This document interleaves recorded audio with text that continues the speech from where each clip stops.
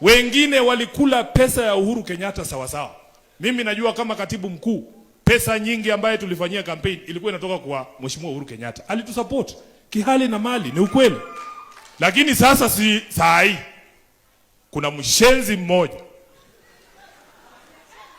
mmoja ametambua kwamba kuna ubaya ya pesa ya Uhuru Kenyatta. Nataka niulize Junet. Wewe Junet, pesa ya Uhuru ilianza kuwa mbaya siku gani? Siku ile ulikuwa unachukua hiyo pesa na hata yote hukuleta kwa chama. Ingine ulikula peke yako na mabibi yako.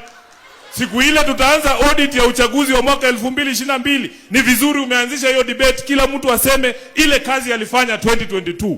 Wewe ulikuwa unakula pesa ya Uhuru, badala ulipe agents, ukaacha hawa kina Wamunyoro wakatupiga 10-0. Saa hii tunalia huko nje. Kama sio wewe Junet, tungekuwa kwa serikali. So mimi huwezi nitisha bwana. Hawezi kunitisha. Wanasema Nairobi, ukipata sponsor mpya usianze kutukana ule alikutoa kwa bed sitter.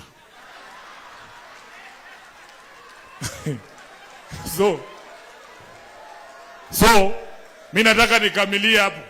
Niwaambie Mheshimiwa Gachagua, hakuna mtu ambaye ana uwezo ya kunifukuza ndani ya chama cha ODM. Wewe tulia tu. Sisi Waluya tunasema mkienda kuwinda mnyama ambaye amekuwa akikula kondoo, anakula kuku yako, amuendi wote kwa laini moja namna hii. Sijui kama mnanielewa. Mnanielewa? Wewe ingilia hii pande, akifikiria ni wewe, anasikia amepigwa mshale ya kifua. Anasikia mwingine amemshika shingo, mwingine amemshika mguu, kidogo kidogo fisi wapi? Chini. Kwa hivyo mimi nataka mkae ngangari. Sisi ndani ya ODM tunaamini kile kitu baba alituambia.